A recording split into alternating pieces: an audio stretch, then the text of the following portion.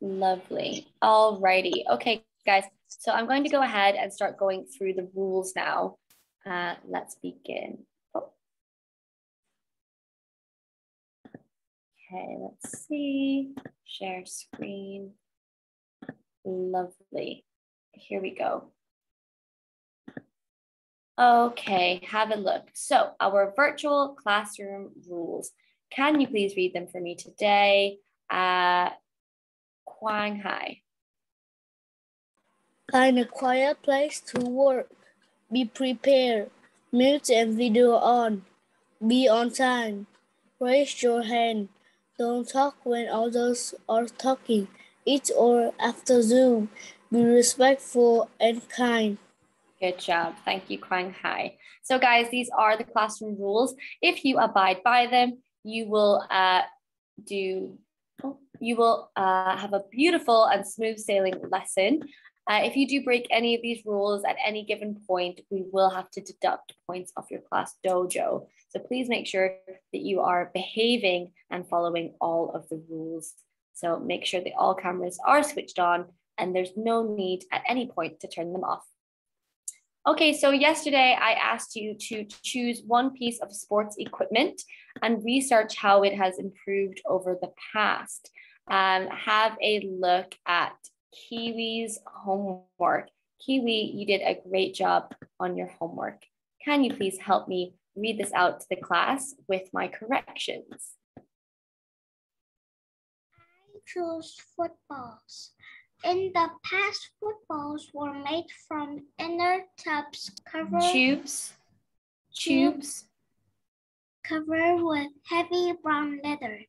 But in the present, footballs are made of rubbers.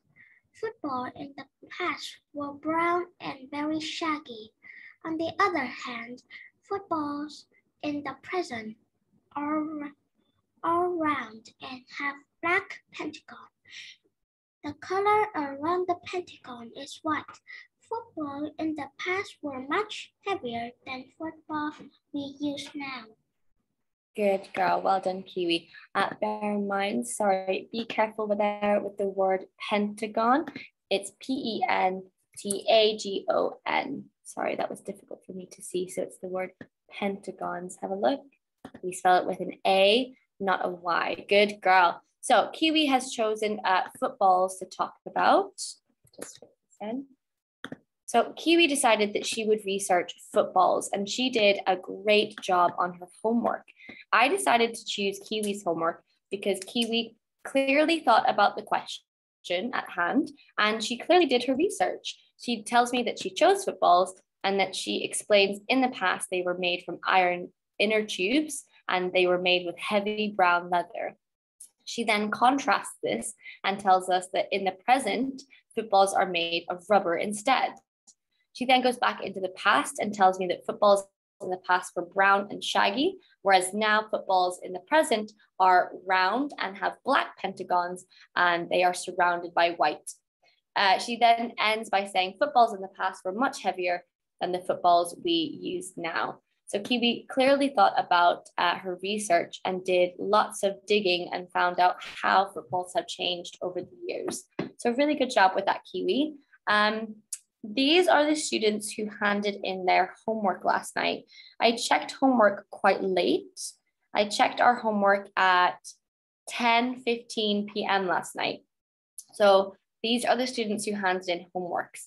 Noob, Caroline, Zaling, Susie, Teddy, Kiwi, Tweechy, Steve, Lei Kang, Leo, Quang Hai, Hannah, Emma, Ming Huang, and Quang Ming. So again, it's not all of the students, and I checked homework quite late last night. So if your name was not called out on that list, you will be deducted 3 points on Class Dojo for not completing your homework on time. Lei Kang, do you have a question? No. No, okay. Something else I did notice with our homeworks last night was that a lot of people just copied off the internet. So please bear in mind when I ask you to research something, I don't want you to copy the sentences that you see on the screen.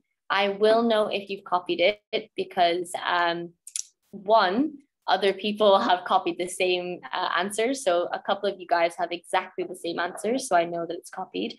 And two, I can tell when you have copied something from the internet because I know the ways in which you guys write. So it's very obvious to me when I see that you're copying from the internet. So please bear in mind that is not your homework. You have not completed your homework if you just copied it from the internet. So please refrain from doing that in the future. Okay, guys, let's begin our lesson. So yesterday we got halfway through our story. Technology wins the race or wins the game. So let's have a look at this. Let me see what you remember from yesterday. Who can tell me what type of activity or what sport this is? Can anyone tell me what we call this sport?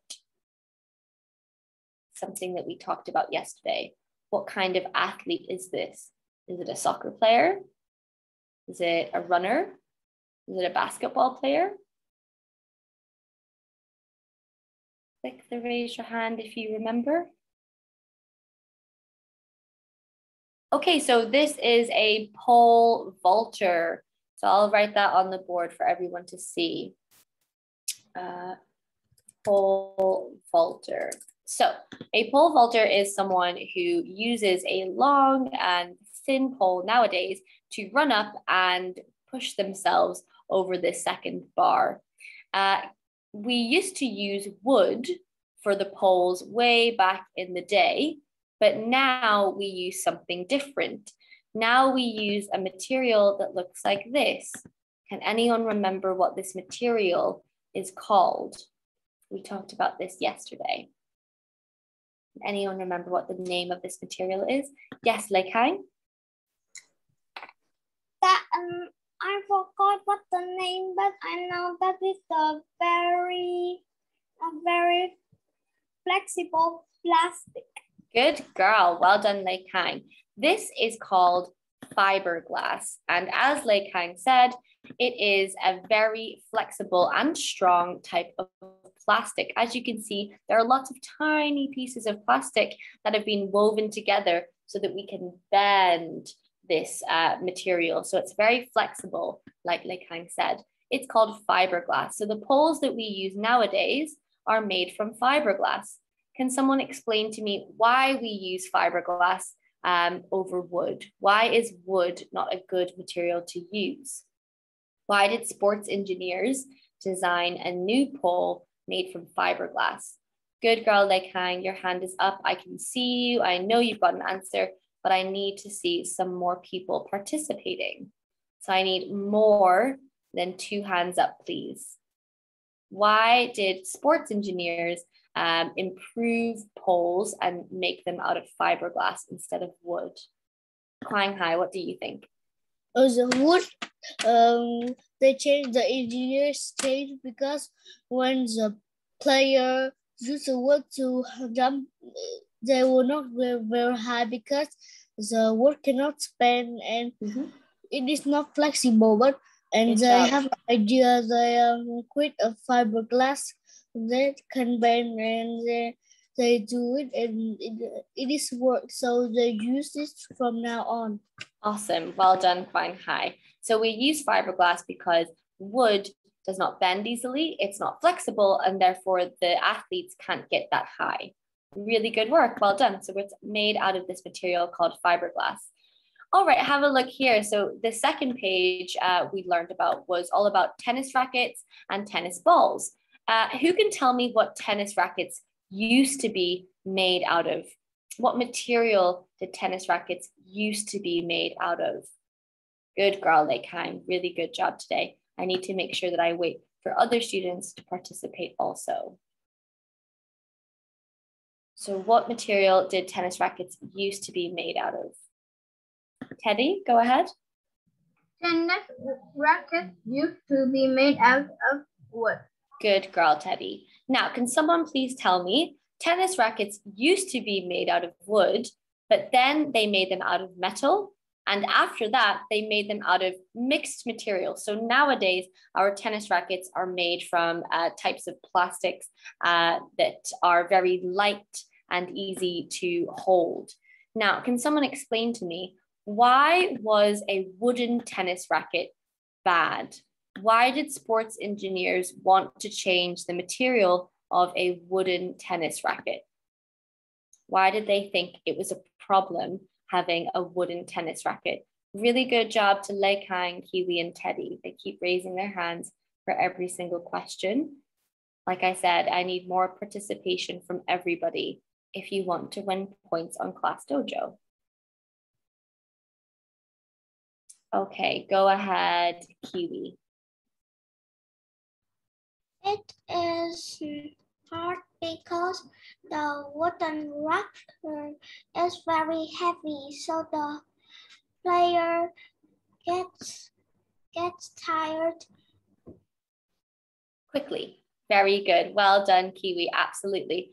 The wooden racket was very heavy. And when we're playing tennis, we have to hold the racket the whole time. We have to swing the racket. We have to use our power to swing it around. So because the wood is heavy, it tires the athletes out quicker. So that's why sports engineers decided to come up with new materials to make the racket out of. Okay, and over here we have some old tennis balls. Tennis balls used to be made out of leather and stuffed with hair. Nowadays they are made out of rubber and they don't have anything on the inside. Can anyone tell me why tennis balls had to change? What was the problem with leather tennis balls that were stuffed with hair? What was the problem with these tennis balls? They didn't do something. Susie, what did these tennis balls lack? What did they not have? This tennis ball is not very bouncy. Good girl, Susie. Well done. These tennis balls aren't bouncy. If you threw this down on the floor, it would only bounce a very small amount because it was so heavy. But nowadays, because the tennis balls are made out of rubber and they're hollow or empty on the inside, they bounce very high. All right, so I'm going to stop sharing my screen and we're going to go ahead and we're going to start reading. Have a look. So this is where we left off yesterday. Excuse me. Let's go back. This is where we left off yesterday. We had just read about the pole vaulters. So we're starting here. Run faster. Please, can you read for me? I'm going to pick 3 students. The first student will read from run to help. The second student will read from track to speed. And the third student will read from new to counts. So I'm going to pick 3 students. I choose Ming Huang, you'll read the first part. Zha Ling, you'll read the second part. And Mia, you'll read the third part. Okay, Ming Huang, go ahead. What makes a runner fast? Athletic ability. So this word is athletic, and this word is ability. Athletic ability. Athletic ability and good training are most important. Engineers have designed new track, surfaces and coughing to help. Good job. Okay, take over, Zha Ling. Track runners used to run on grass field. When it rains, the track will become soggy and slippery. Now most runners run on the track. This man-made surface was top surfaces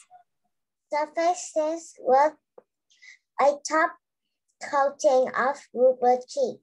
Rubber chips. The rubber chips make the runner shoes bounce off the track better.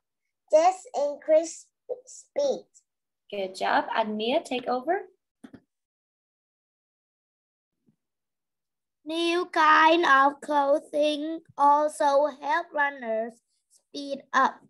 Many track stars don't wear shirts and shorts like they used to. They wear lightweight bodysuits that fit tightly when they run in this suit. The wind does not slow them down. Every fraction of a second counts. Good girl, well done, Mia. Okay, so in this paragraph, we are learning about what type of sport. So these sports engineers are improving what sports? Are they improving tennis here? Are they improving basketball here? What are sports engineers focused on improving in this paragraph? What sports? Good girl, Lei Kang. You are my star student today. Steve, what sports are the sports engineers talking about in this paragraph? I think it's run. Good, running. We're talking about track stars, so athletes who run on a track. And so what we've learned here is that sports engineers have designed new track surfaces and clothing to help runners. So track surfaces are the ground area where runners run. So track runners used to run on grass fields, but obviously this would be a problem when it rained. When it rains, the grass becomes muddy and slippery. So when you're running, you might slip and fall and hurt yourself. So nowadays, most runners run on all weather tracks. So if any of you guys have been watching the Tokyo Olympics, you might see some of these all weather tracks.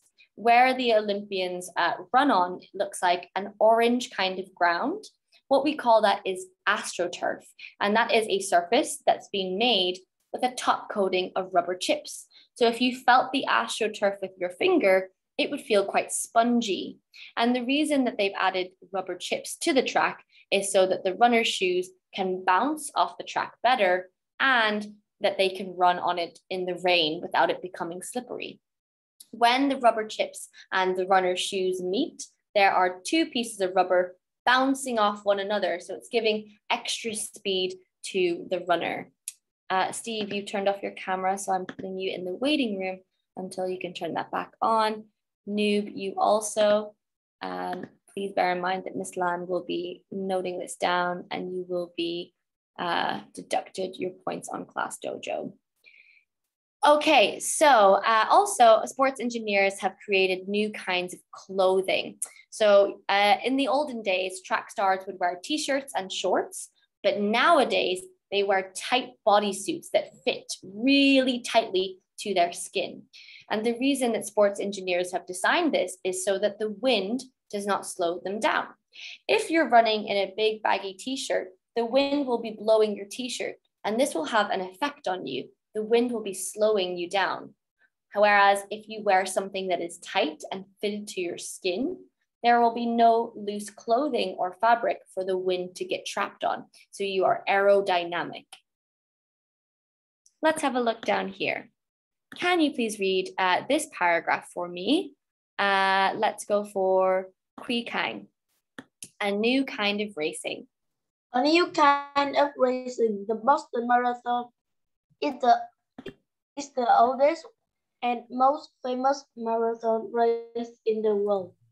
Each year, thousands of athletes run the 26.2 mile course through the hilly streets of Boston and neighboring towns.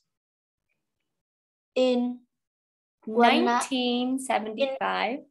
So be careful, guys. There are quite a few years in this text. Please remember that when we come to a year, what we do is we divide it down the middle and we say it in these two numbers, 1975. Go ahead, Kui Kang. 1975. Bob Hall finished the marathon in a different way. He wheeled his way to the finish line. Bob Hall was the first official wheelchair athlete to complete the Boston Marathon. He finished the race in less than 3 hours, faster than most runners. Today, wheelchair athletes compete with High-tech wheelchairs. High tech, high High-tech. technology. High technology wheelchair. Bob Hall. This part, Where? Pecan. This caption. Bob Hall used a simple. Bob Hall used a simple wheelchair in the Boston Marathon. Good job. Thanks for reading, Queekine. Okay, guys, so this is all about marathons. Have a look. So marathons are when lots of people run in a race. So have a look here. A marathon is when lots and lots of people compete in a race together, and they run a very long distance. It's not a short race of 100, 200, 400 meters. It is miles and miles long.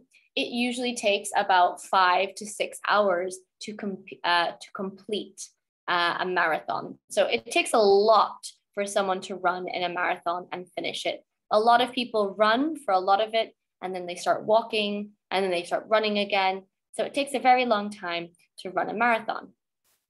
And we learned that in 1975, Bob Hall finished the marathon in a different way.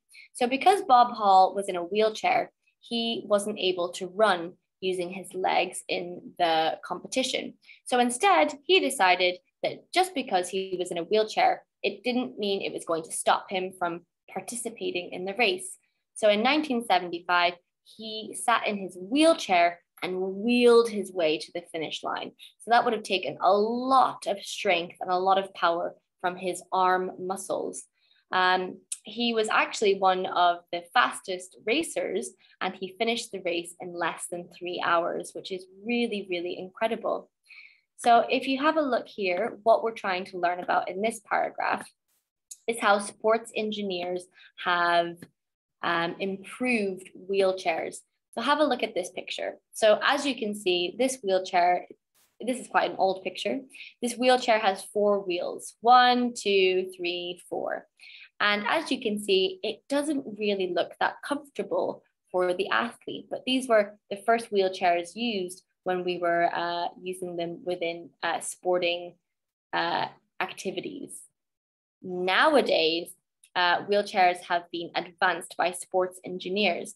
As you can see, nowadays, wheelchairs have 3 wheels for competing in sports activities. They have a long pole here, and the wheels are very thin. They are angled at such a way, so as you can see, they are slanted to help give the competitor or give the athlete better movement and a better dynamic for controlling. Someone just raised their hand. Quang Hai, did you raise your hand? I have a question. Sure. Why do we need to run for a marathon for 6 or 5 hours? Why? Why do you have to? So you don't have to. So running a marathon is out of a choice. So no one has to run a marathon, but a lot of people run marathons because they want to raise money for charity. So I'll have a look and show you this. Where is it? Okay, have a look, guys. Oops.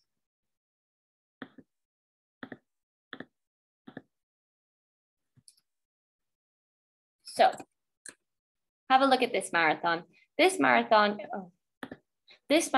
is called cancer research. So cancer, I'm sure maybe some of you guys have heard of this, is a really horrible disease that is very common in our world. Now, cancer is a disease where scientists are still working every single day to try and cure it.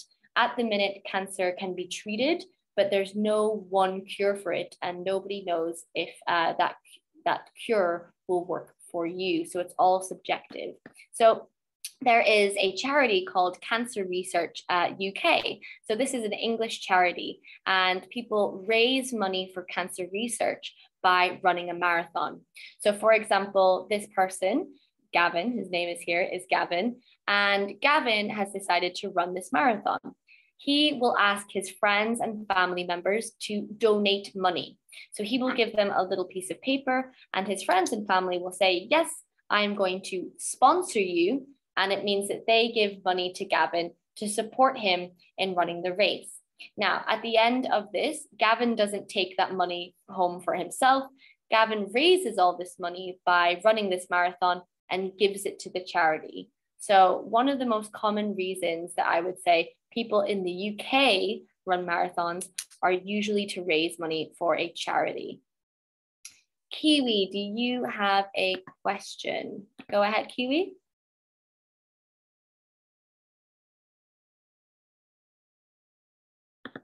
Kiwi? What is a charity?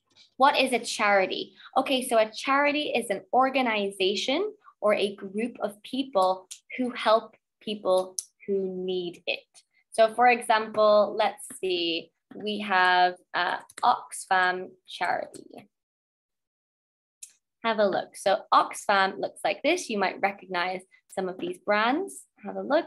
Save the Children, UNICEF, and Oxfam. These are all charities or groups of people who strive to raise money to help people in need. So Save the Children is a really famous charity that we have.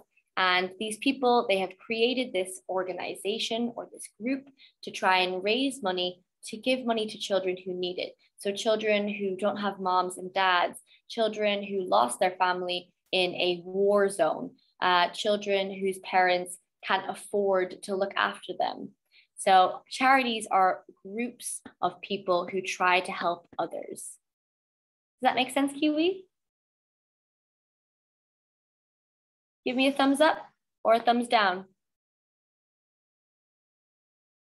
Okay, good girl. All right, let's go back to our story.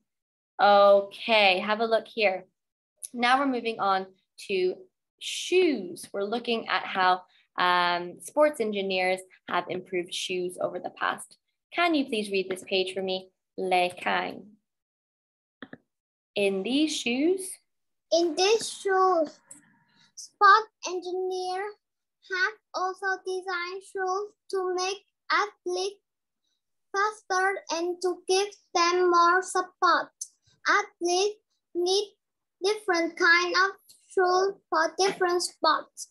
If you want to win, you need to wear the right shoes. A history of running shoes. Ancient time runner ran barefoot. As time went on, athletes began to run in sandals.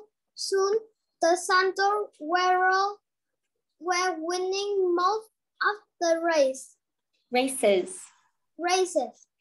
The running shoe was born. The next big change came in 1330. In the 1830s. In the 1830s, in England, the first running shoe with a rubber sole was introduced. Rubber soles were light and comfortable. They also easily grip the ground. Good girl, Le Kang. I'm going to stop you there. And can you please take over from reading Susie?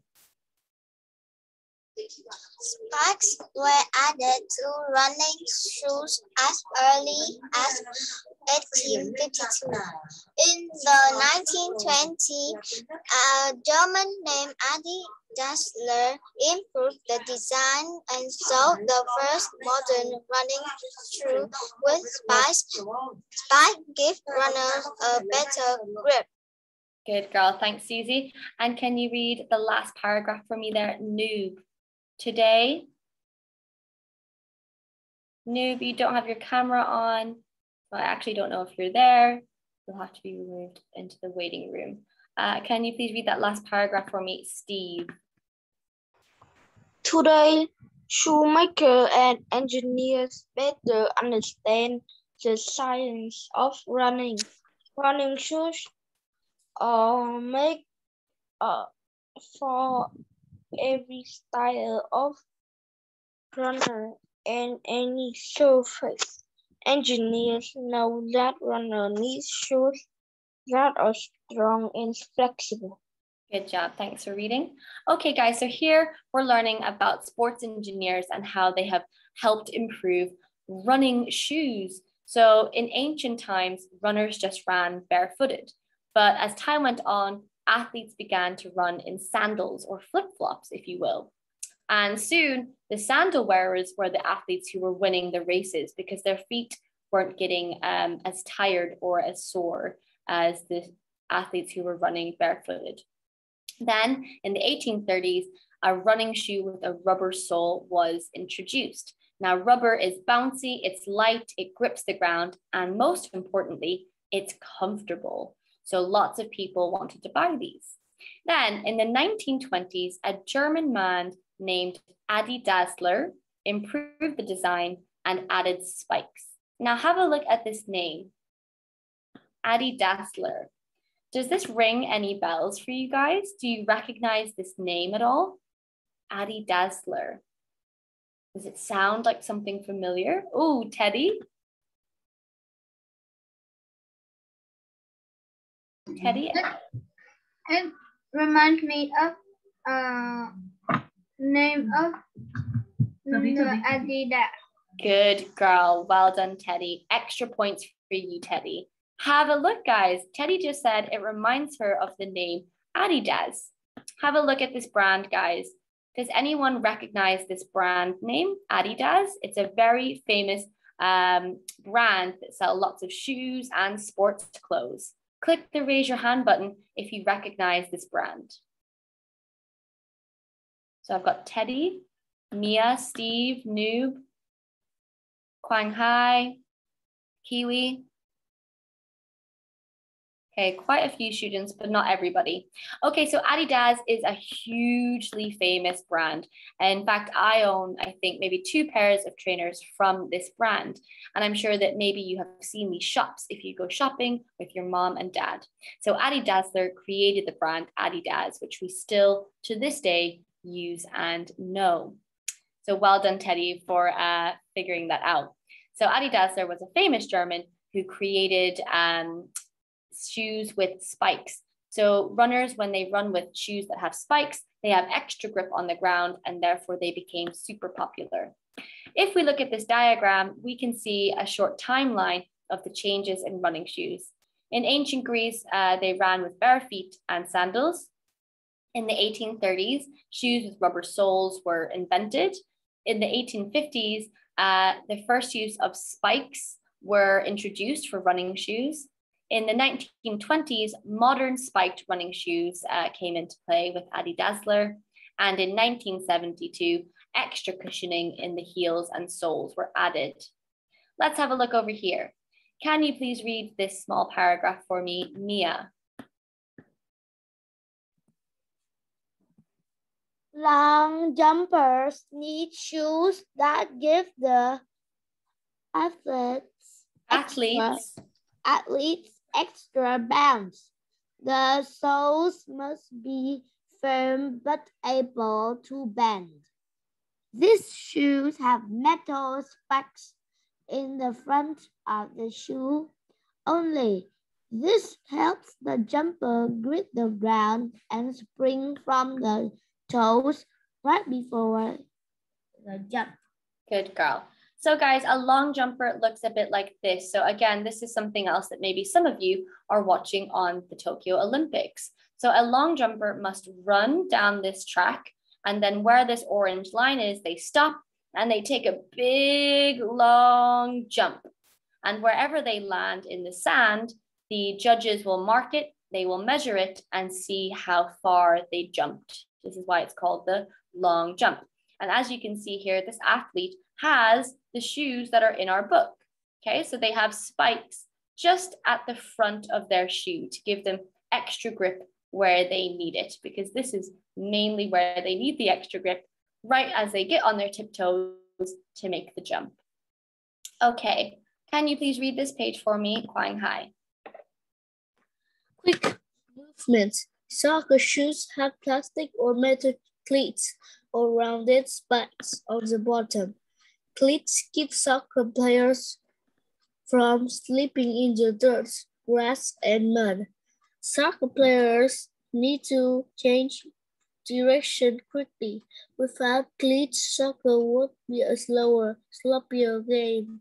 Good job, Quang Hai. So as you can see here, guys, soccer shoes have also been improved. They now have spikes or cleats on the bottom.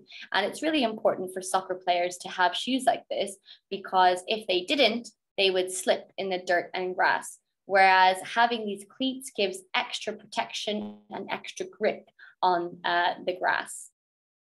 Okay, let's turn over for the last page.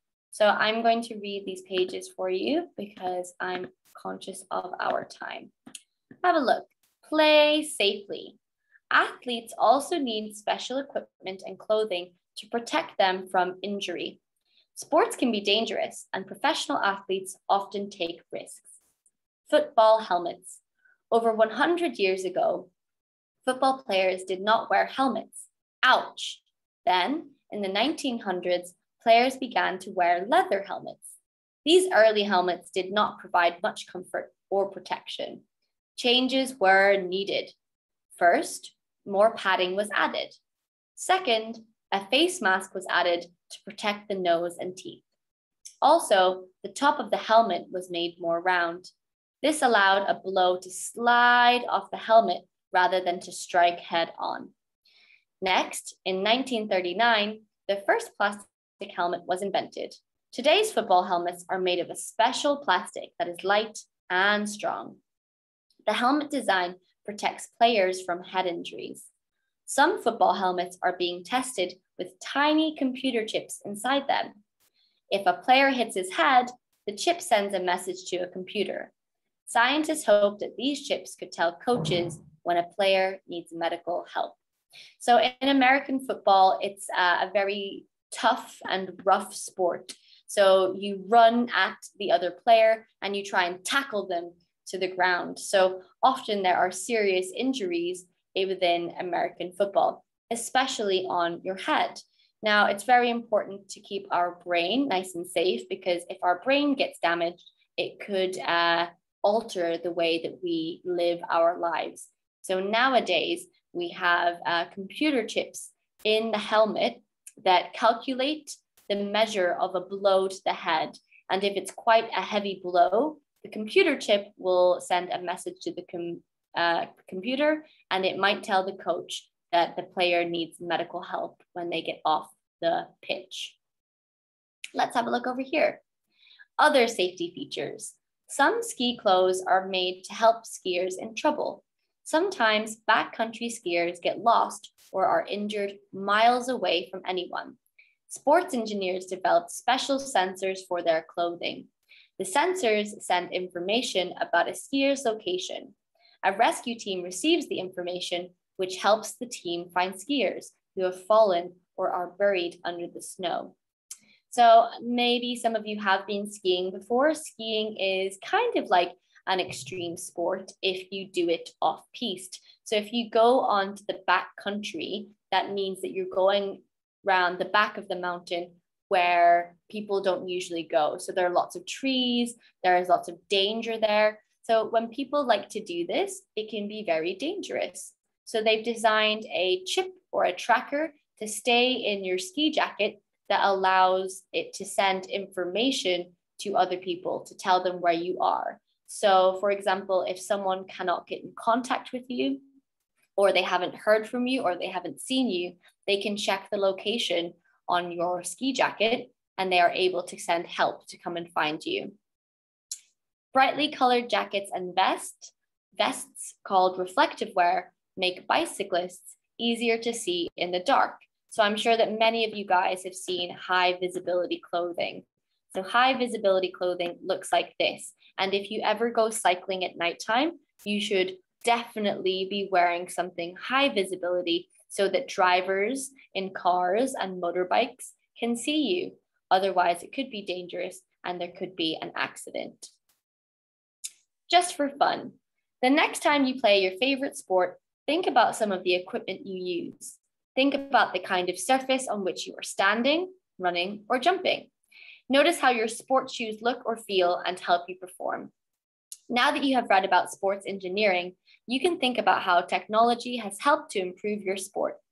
Technology not only makes our lives easier and better, it also makes our lives a lot more fun.